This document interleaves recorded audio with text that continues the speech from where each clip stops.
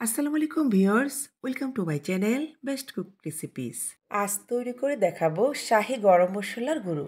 আসছে কোরবানির ঈদ, আশা করি আমার রেসিপিটি আপনাদের উপকারে আসবে। তো চলুন দেখে নেওয়া যাক গরম মশলার জন্য যা যা উপকরণ লাগছে। প্রথমে নিয়েছি শাহী জিরা 2 টেবিল চামচ, 2 টেবিল চামচ জিরা, 3 টেবিল চামচ ধনিয়া, 2 টেবিল চামচ কালো গোলমরিচ, চাইলে আপনারা সাদাটাও দিতে পারেন। 8 থেকে 9টি দারচিনি, 2টো কালো এলাচ, 1 টেবিল চামচ পোস্ত, 14 থেকে 15টি শুকনো মরিচ, 40 থেকে 45টি সবুজ এলাচ, জায়ফল একটি, 4 থেকে 5টি জয়ত্রী, 2 টেবিল চামচ মৌরি কিংবা মিষ্টি জিরা, 2টো স্টার অ্যানাইস কিংবা তারামরি, কয়েকটা তেজপাতা, 1 চা চামচ লং, 1 চা চামচ মেথি। ওহে ভালো কথা, জায়ফল এবং তারামরির ফ্লেভার অনেক স্ট্রং, তাই বেশি দেওয়া যাবে না।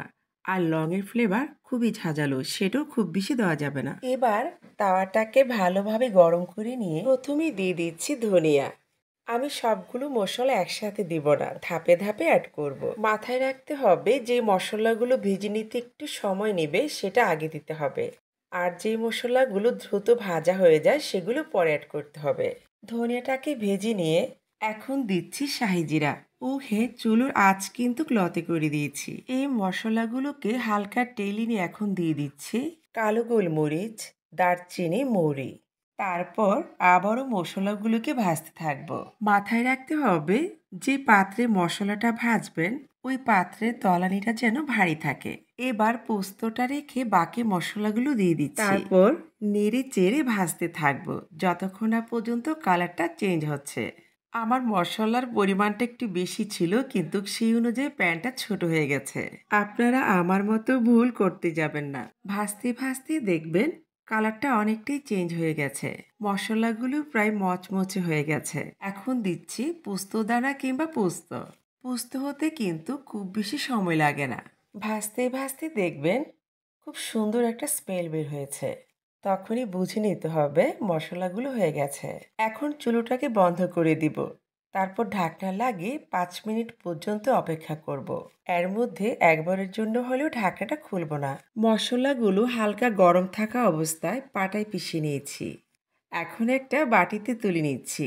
চাইলে আপনারা ব্লেন্ডারও ব্লেন্ড করে নিতে পারেন, সেক্ষেত্রে মশলাটাকে একটু ঠান্ডা করে নিতে হবে। বাস, ঝটপট তৈরি করে দেখালাম স্পেশাল গরম মশলার গুঁড়ো। এই গরম মশলার গুঁড়ো দিয়ে গরু, খাসি, মুরগি, হাঁস সবকিছুই রান্না করতে পারবেন। আসছে কোরবানির ঈদ, আশা করি আমার রেসিপিটি আপনাদের অনেক উপকারে আসবে।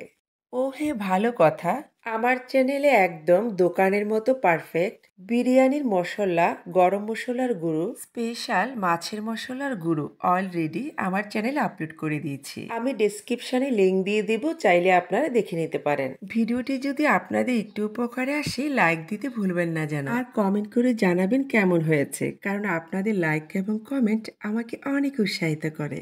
আর সাবস্ক্রাইব করে আমার পাশে থাকবেন, আর পেজ ফলো করবেন, আর আত্মীয় স্বজন বন্ধুদের মাঝে শেয়ার করবেন। তো কথা না বাড়িয়ে বিদায় নিচ্ছি। আল্লাহ হাফিজ।